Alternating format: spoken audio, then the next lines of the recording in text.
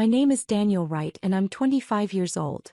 What I'm about to tell you isn't a fairy tale about family reconciliation or the power of forgiveness. This is about the moment my mother sat in an auditorium with 3,000 people and watched me honor the man who raised me while her hands shook with the realization of everything she'd destroyed. This is about the day my parents learned that blind favoritism has permanent consequences. Before I tell you about that graduation ceremony, when Uncle Robert stood during my speech and my mother's composure shattered in front of everyone, I need to take you back to where it all started. Back to the driveway on Oakmont Street, where my twin brother stood next to our father's destroyed BMW and pointed at me with tears in his eyes, delivering the lie that would split our family forever. Being a twin sounds romantic until you live it. Especially when you're the one who lives in the shadow. My twin brother Ethan and I were born 11 minutes apart. Him first, me second. Those 11 minutes might as well have been 11 years for how differently our parents treated us. From the moment we could walk and talk, Ethan was the golden child. The charming one. The athletic one. The one who could do no wrong. I was the quiet one. The bookish one. The one who preferred science projects to soccer games. Not bad, just different. And in my parents' eyes, different meant lesser. Why can't you be more like your brother? My mother Jennifer asked me constantly. Ethan makes friends so easily. Ethan is so confident. Why do you have to be so awkward? My father Thomas was worse. He coached Ethan's baseball team, attended every game, bragged about every achievement. When I won the regional science fair 2 years in a row, Dad's response was, "That's nice. Did you see Ethan hit 2 home runs yesterday?" The pattern was consistent. Ethan's successes were celebrated, mine were acknowledged. Ethan's failures were excused, mine were scrutinized. When Ethan got detention for fighting, it was boys being boys. When I got a B+ in gym class, it was disappointing and not living up to my potential. By the time we were 13, the dynamic was firmly established. Ethan was the favorite and everyone knew it. Even Ethan knew it and he exploited it ruthlessly. He'd break something and blame me. He'd steal money from Mom's purse and say I did it. He'd start fights at school and claim I provoked them. And every single time our parents believed him. Because Ethan was trustworthy and I was just Daniel. Your brother wouldn't lie, Mom would say, not even bothering to hear my side. Stop trying to get your brother in trouble, Dad would add, sometimes not even looking up from his newspaper. I learned to accept it. This was my role in the family. The scapegoat, the disappointment, the shadow twin. I focused on school, on my small circle of friends who actually saw me, on the uncle who lived 4 hours away and treated both of us equally during his rare visits. Uncle Robert was Dad's younger brother, but they couldn't have been more different. Robert was a professor of engineering at a state university, unmarried, dedicated to his work and his students. He visited maybe 3 or 4 times a year, but those visits were lifelines. He'd ask me about my science projects, actually listen to my answers and tell me I was brilliant. Don't let anyone tell you that brains are less valuable than brawn, he told me once when I was 11, after Dad had dismissed another of my academic achievements to praise Ethan's latest sports trophy. The world runs on people who think, not people who throw balls. Remember that. I did remember. Uncle Robert's words were sometimes the only thing that made me feel like I mattered. Then came the day that changed everything. It was a Saturday in October. I was in my room working on a chemistry assignment when I heard the crash. Not a small crash. A violent, metal-crunching, glass-shattering crash that made the house shake. I ran to the window and saw Dad's BMW. His pride and joy, the car he washed every Sunday and wouldn't let anyone touch, smashed into the oak tree in our front yard. The entire front end was crumpled. Steam poured from under the hood. Ethan climbed out of the driver's seat looking dazed. He saw me at the window and our eyes met. For just a second I saw panic in his face. Then Mom and Dad burst out of the house. What happened? Dad's voice was nearly a scream. He stood staring at his destroyed car, his face going from white to red. What the hell happened? I'm so sorry, Dad. Ethan's voice was shaking. I'm so sorry. I tried to stop him, I really did. Stop who? Mom demanded, looking around like she expected to see someone running away. Ethan pointed at me, still standing at my bedroom window. Daniel. He wanted to try driving. He begged me to let him, said he'd just go around the block. I told him no, but he grabbed the keys when I wasn't looking and I tried to stop him, Dad. I ran outside and tried to get him to stop, but he was going too fast and he hit the tree and... If you're genuinely enjoying this story, please hit that like button. But only if this story resonates with you. That's not true. I yelled from the window, already running for the stairs. I was in my room. I've been doing homework for 2 hours. But by the time I got outside, the narrative was set. Don't lie to me. Dad was in my face immediately, angrier than I'd ever seen him. You totaled my car. Do you have any idea what you've done? I didn't. I was in my room. Ask Ethan, he knows I wasn't. Ethan already told us what happened. Mom cut me off, her voice cold. He tried to stop you. He tried to be responsible. And you not only stole the car, you're lying about it now. I'm not lying. Ethan is lying. I turned to my brother, who stood there with tears streaming down his face, looking every bit the traumatized victim. Tell them the truth. You know I didn't do this. I saw you, Daniel. Ethan said quietly, his voice breaking perfectly. I saw you get in the car. I tried to stop you. Why are you doing this?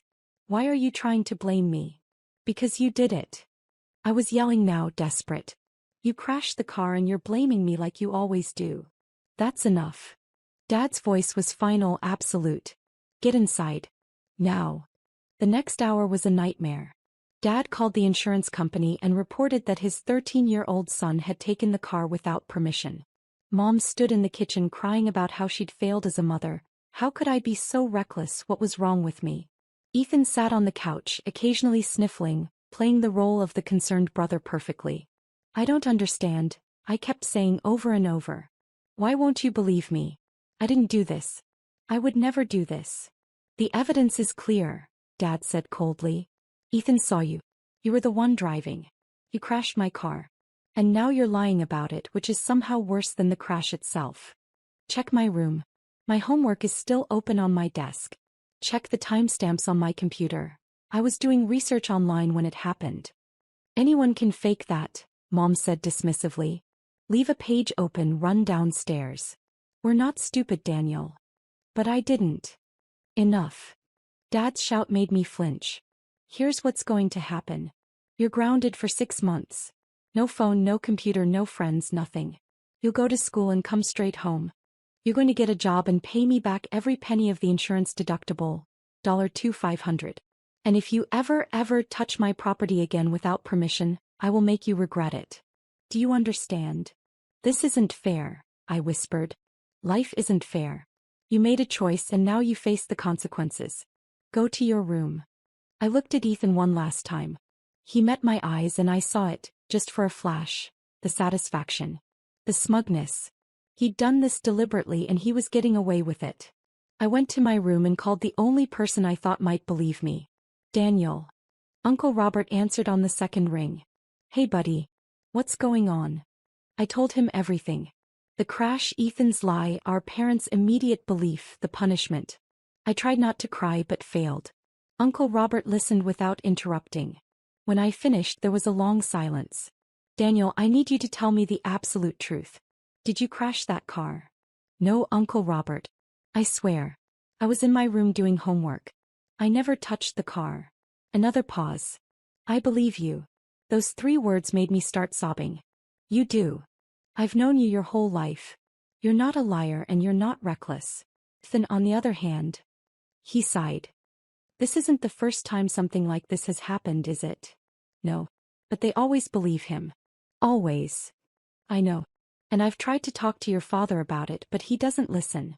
Tom sees Ethan as the son he always wanted and you as, I don't know. It's wrong and it's not fair to you.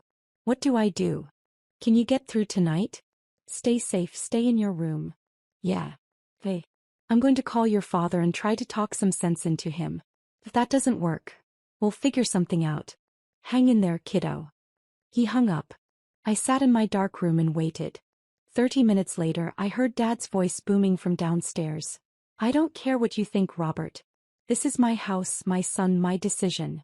Stay out of it. The conversation escalated. I heard Uncle Robert's voice through the phone, calmer but insistent. Then Dad's final words. If you keep defending him, you're not welcome in this house anymore. The call ended. The house went silent. An hour later, my door opened. Dad stood there, his face still red with anger. Pack a bag. You're leaving. What? Your uncle seems to think you're innocent. He wants to take you in. Fine. I'm done dealing with your lies and your attitude. You have 30 minutes to pack whatever you can fit in one bag. Then you're out of this house. You're kicking me out? My voice was small, disbelieving. I'm 13. You're old enough to steal cars and lie about it. You're old enough to live with the consequences. But now. He slammed the door.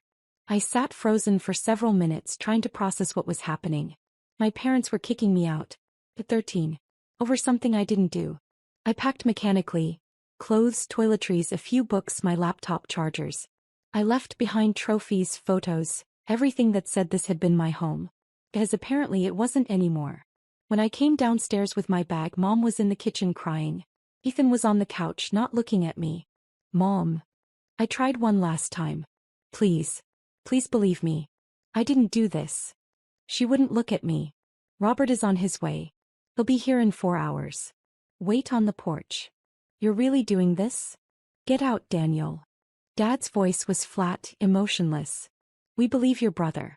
We don't believe you. There's nothing more to discuss. I walked out onto the porch with my single bag and sat on the steps. It was getting dark. Cold October wind cut through my hoodie. Behind me, through the window, I could see my family. Dad sitting in his chair, Mom bringing him coffee, Ethan turning on the TV. They looked normal. Complete. Like nothing had happened. Like I'd never existed. I sat on those steps for 4 hours watching cars pass, wondering how my life had fallen apart so completely in a single day.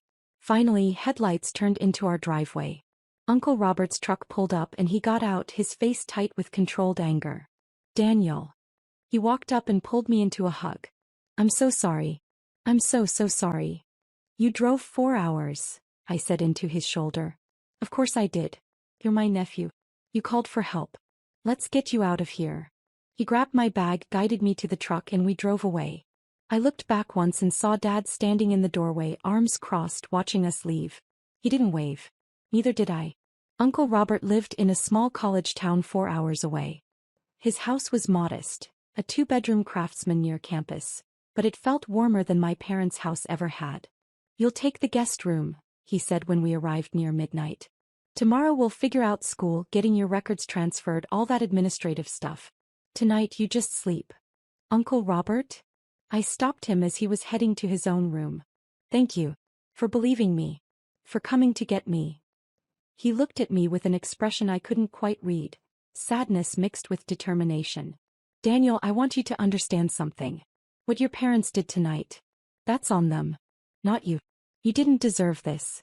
You didn't cause this. They failed you, and I'm not going to let you suffer for their failure. You're staying with me as long as you need to, and we're going to make sure you have every opportunity to thrive. Understood. I nodded, not trusting my voice. Good. Now get some sleep. Tomorrow we start building your future. The legal process took 6 months. My parents agreed to an informal custody arrangement. I would live with Uncle Robert. They would maintain parental rights but have no financial responsibility. They didn't fight it. They barely participated in the process. Mom called twice in those 6 months asking how I was. The conversations were awkward, full of long silences. She never apologized. Never said they'd made a mistake.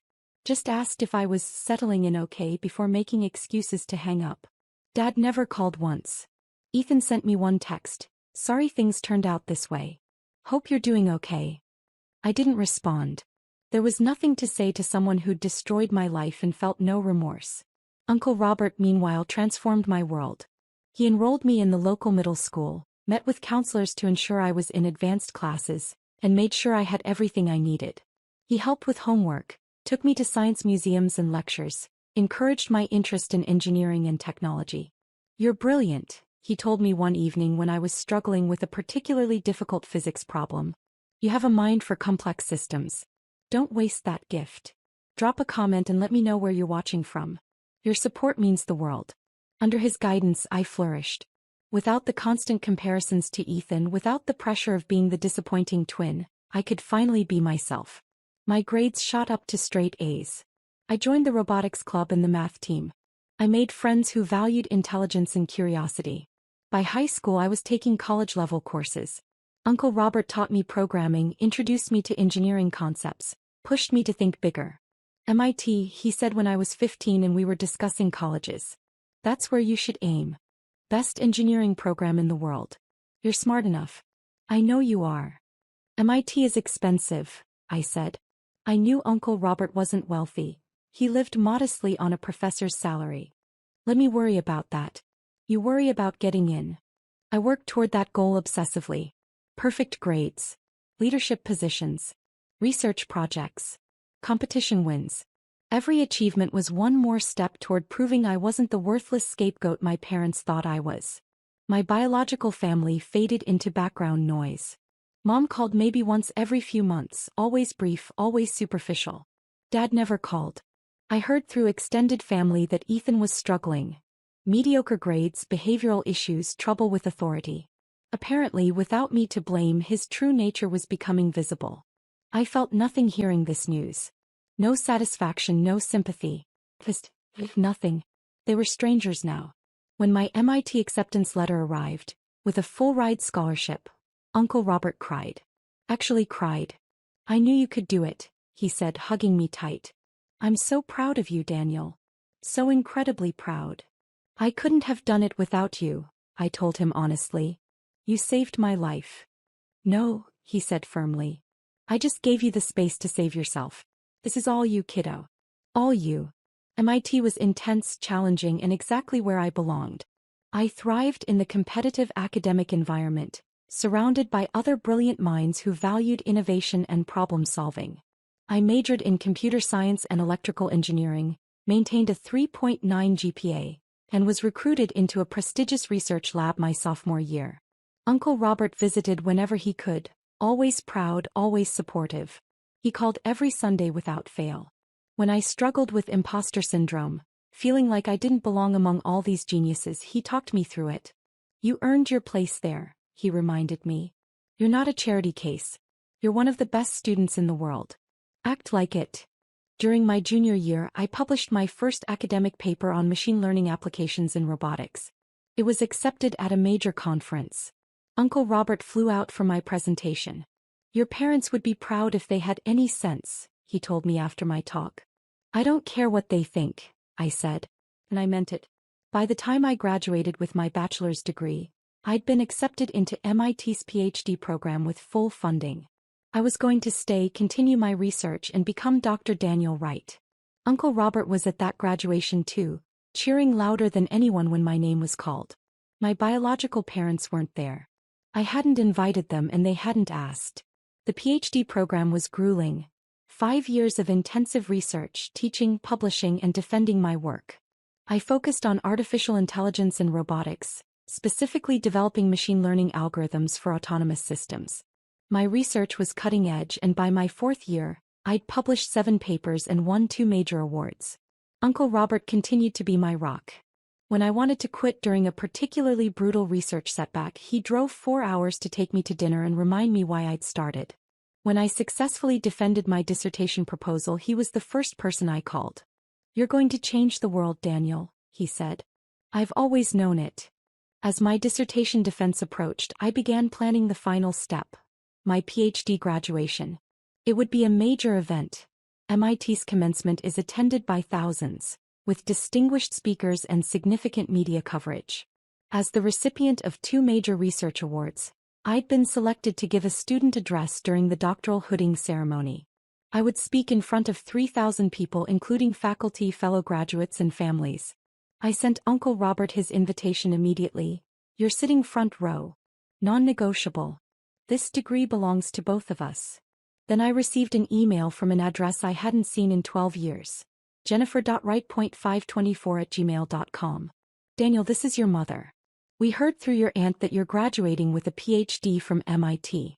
We're so proud of you and would love to attend the ceremony if you can send us information. We miss you and hope to reconnect. Mom. I stared at that email for a long time. Proud? Miss me? They'd kicked me out at 13 and barely spoken to me since. Now that I had an MIT PhD, suddenly they wanted to reconnect? I showed Uncle Robert. What should I do? He was quiet for a moment. What do you want to do? Part of me wants to ignore them. Part of me wants them there so they can see exactly what they threw away. Then let them come. But Daniel, don't let their presence steal your joy. This is your day. Your achievement. You've earned this and you deserve to celebrate it fully. I replied to the email. 2 tickets will be at will call under your names. The ceremony is at 2 p.m. on May 15th. See you there. Mom responded immediately with thanks and how much they were looking forward to it. No apology. No acknowledgement of the 12 years of absence. Just excitement about attending. I didn't respond again. The morning of my PhD commencement, I woke up in Uncle Robert's hotel room. He'd flown in 2 days early to spend time with me before the ceremony. We had breakfast together and he helped me prepare my speech. Are you nervous? He asked. Terrified, I admitted. Public speaking in front of 3,000 people isn't exactly my strength. Just speak from the heart. Tell the truth. That's all you need to do. The ceremony was held in Killian Court, MIT's central outdoor space, with seating for 3,000 attendees. Doctoral candidates wore black robes with colored hoods representing their fields. Mine was orange for engineering. The stage was set up with a podium, the MIT president's chair, and seating for distinguished guests. I arrived early for the processional lineup. Uncle Robert texted me a photo of himself in his seat, front row center, wearing a suit and holding a small sign that read, "That's my son." I teared up seeing it. As we were organizing by department, I caught a glimpse of my biological parents arriving. Dad looked older, grayer, less imposing than I remembered.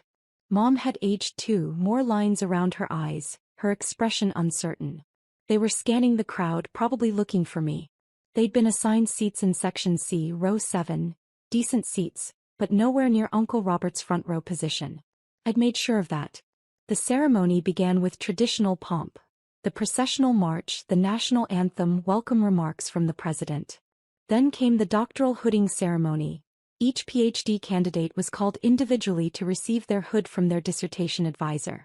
When my name was called, Daniel Wright, Doctor of Philosophy in Electrical Engineering and Computer Science. Uncle Robert's cheer was audible over the applause. I saw him standing, clapping so hard his hands had to hurt, that ridiculous sign held high. I caught a glimpse of my biological parents too. They were clapping politely, looking around like they were trying to figure out who the enthusiastic man in the front row was. After all candidates were hooded, it was time for speeches. The MIT president spoke, then a distinguished alumnus, then the moment I'd been dreading and anticipating in equal measure. And now, to represent our doctoral graduates, we have Dr. Daniel Wright, who completed groundbreaking research in artificial intelligence and autonomous systems. Dr. Wright. The applause was substantial as I walked to the podium. 3,000 people looked at me, including the 2 who'd abandoned me and the one who'd saved me. I adjusted the microphone and began. President Reif, distinguished guests, faculty, families, and most importantly my fellow graduates, thank you for this honor. 12 years ago I was a 13-year-old kid standing on a porch with a single bag of belongings, watching my family drive away from me. I'd been kicked out of my house, accused of something I didn't do, labeled as a liar by the people who were supposed to believe me unconditionally. The audience was silent, attentive.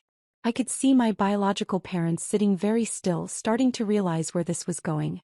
My twin brother had blamed me for crashing our father's car. It was a lie. I was in my room doing homework when it happened, but my parents believed him immediately. They didn't investigate. They didn't question. They didn't consider that maybe, just maybe, the son they favored had made a mistake and was covering it up. They chose sides and I lost. I paused, looking directly at Uncle Robert, who was watching me with tears already streaming down his face. But I wasn't alone on that porch for long. Because my uncle, Professor Robert Wright, drove 4 hours in the middle of the night to get me. He didn't hesitate. He didn't question my story. He just said, "I believe you," and took me home. And for the next 12 years he gave me something my biological parents never did: unconditional support. Uncle Robert covered his face with his hands, shoulders shaking. Uncle Robert, I had to pause to control my own voice, became more than my guardian. He became my father in every way that matters. He encouraged my curiosity, challenged my thinking, and believed in me when I didn't believe in myself. When I said I wanted to go to MIT, he said, "Then that's where you'll go." When I struggled with imposter syndrome, he reminded me I'd earned my place. When I wanted to quit during difficult research phases, he drove 4 hours to buy me dinner and talk me through it. The audience was completely silent now. Some people were openly crying. Every achievement I celebrate today, every paper published, every award won, every problem solved, exists because one man saw a scared 13-year-old on a porch and said, "You're coming home with me." Because one man chose love over convenience, responsibility over easy dismissal, and dedication over biology. I looked at Uncle Robert directly. "Would you please stand?" He stood, wiping his eyes, looking overwhelmed. "This is Professor Robert Wright, my uncle by blood but my father by choice. He's a professor of engineering, a mentor to hundreds of students, and the single most important person in my life. He taught me that family isn't about who shares your DNA. It's about who shows up, who believes in you, who fights for you when the world or even your own parents turns against you." Uncle Robert was crying openly now, not bothering to hide it. Around him people were applauding. "Dad," I used the word deliberately, loudly, clearly, "this degree is as much yours as mine. You funded my education, supported my dreams, and gave me the foundation to succeed. You didn't have to do any of that. You chose to. And that choice changed my life." The applause was building. I glanced at my biological parents. Mom's hands were trembling visibly, pressed against her chest. She was pale, staring at Uncle Robert with an expression of dawning horror. Dad had gone rigid, his jaw clenched, refusing to look at anyone. Around them, people had clearly figured out who they were. The whispers had started. The looks. "To my biological parents," I said it calmly, matter-of-factly, "who are here today, thank you for teaching me what not to be. Thank you for showing me that titles don't make family. Thank you for giving up on me so that I could find someone who never would." Mom made a small sound, almost a gasp. Her hands were shaking so badly now that people near her were noticing, glancing at her, putting together the story. "And to every person listening who's been abandoned, scapegoated, or told they're not worth believing, you are. Your worth isn't determined by people too blind to see it. Find your Professor Right. Find the person who will drive 4 hours in the middle of the night because you need them. And then build the life you deserve, because that's the best response to the people who underestimated you." I finished my speech with the traditional remarks about our responsibilities as PhDs, about advancing knowledge and serving society. But everyone knew the real message had already been delivered. When I returned to my seat, the applause was thunderous. Colleagues hugged me. Faculty members nodded with approval. And Uncle Robert, Dad, sat in the front row with his head in his hands, overcome with emotion. The ceremony continued, but I barely registered it. All I could think about was the look on my biological mother's face when I called Uncle Robert, Dad. The way her hands trembled like she'd been physically struck. The way my biological father sat frozen, unable to process what he'd just witnessed. They'd come hoping to reconnect with their successful son. Instead, they'd been publicly identified as the parents who'd abandoned a child over a lie and lost him to someone better. After the ceremony, there was a reception in the nearby tent. I was immediately surrounded by well-wishers, faculty, fellow graduates, MIT administrators. Through the crowd, I saw Uncle Robert pushing his way toward me. When he reached me, we both broke down. We held each other in that crowded tent and cried, not caring who saw. "I meant every word," I told him. "You're my dad. You've always been my dad. And you're my son," he said, voice breaking. "My son. I'm so proud of you. So incredibly proud." We were interrupted by a dean who wanted photos, then by journalists covering the ceremony. Through it all, Uncle Robert stayed by my side. I saw my biological parents once standing at the edge of the tent, looking lost. Mom's hands were still trembling. She kept clasping and unclasping them, trying to control the shaking. Dad looked smaller somehow, diminished. They didn't approach. After about 15 minutes, they left. I received their first message that night, an email from Mom. "Daniel, we didn't realize. We didn't know Robert had become so important to you. We thought you'd come back eventually. We thought when you graduated and became successful, we'd all reunite and it would be like nothing happened. We were wrong. So terribly wrong. Sitting in that audience, hearing you call Robert your father, watching your whole life unfold without us. It destroyed me. My hands are still shaking as I write this. Your father is devastated, though he won't admit it. We threw you away over a lie. We chose Ethan without even investigating. And we lost you. We lost everything. I don't know how to fix this. I don't know if we can. But I need you to know we're sorry. We're so sorry. Please. Can we talk? Mom. I read that email 3 times. I felt, not nothing but close to it. Distant sympathy for people who'd realized too late what they'd destroyed. I didn't respond that night. Dad sent his own email 2 days later. Daniel, this is your father. I'm not good with emotions or apologies, but your mother is right. We made a terrible mistake. I was too stubborn to admit I'd chosen wrong, and by the time I realized Ethan had lied, too much time had passed. I told myself you were fine with Robert, that you'd moved on, that you didn't need us anymore. I was wrong. You did need us and we failed you. Watching you honor Robert as your father in front of thousands of people. I've never felt anything like that. Shame. Regret. The knowledge that I threw away my brilliant son over pride and favoritism. I don't expect forgiveness. I just need you to know that I know what I did. And I'm sorry. Thomas Wright. I sat with both emails for a week. Uncle Robert, dead, found me staring at them one evening. They wrote to you, he observed. Yeah. Apologizing. Asking to reconnect. What are you thinking? I don't know. Part of me wants to tell them it's too late. Part of me wonders if I should at least hear them out. Dad sat down next to me. Daniel, I'm going to tell you something I've never said out loud. When Tom kicked you out, when he chose to believe Ethan over you without even investigating, I lost respect for my brother. I couldn't understand how a parent could be so blind, so stubbornly committed to favoritism that he'd destroy his own son. And watching what you've accomplished, seeing the man you've become despite what they did. I've been angry at them for 12 years. He paused, choosing his words carefully. But I also know that anger and grudges eat at you from the inside. I'm not saying you have to forgive them or let them back into your life. But maybe you owe it to yourself to respond. To tell them exactly how you feel. To close that door definitively if that's what you choose, but to do it consciously. I thought about it for days. Finally, I wrote a response. Mom and Dad, I read your emails. I appreciate the apologies, though they come 12 years too late. You didn't just make a mistake, you made a choice. You chose to believe Ethan over me without investigation. You chose to punish me without proof. You chose to kick me out rather than admit you might have been wrong. And then you chose to maintain minimal contact for 12 years, only reaching out now that I've achieved something impressive enough to warrant your attention. Robert didn't choose me because I was impressive. He chose me because I needed him. He saw a scared kid on a porch and said, "You're coming home." He supported me through mediocre years and brilliant years with equal dedication. He earned the title of father through consistency, love, and sacrifice. You taught me that blood doesn't make family. Robert taught me what does. I'm grateful for both lessons, but only one of you deserves my gratitude beyond the educational value. I don't hate you. I don't wish you harm. But I also don't need you in my life. I have a father. I have a family.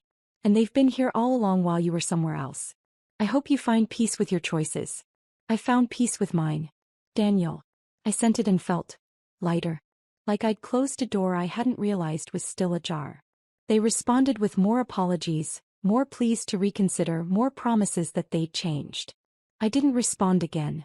Eventually the emails stopped. I'm 30 now. I'm an assistant professor at a prestigious university, teaching and continuing my research in AI and robotics. My work has been cited thousands of times. I'm building the career I always dreamed of. Dad, Uncle Robert, is 58, still teaching, still inspiring students, still being the best father I could ask for. We talk almost daily. He visits often.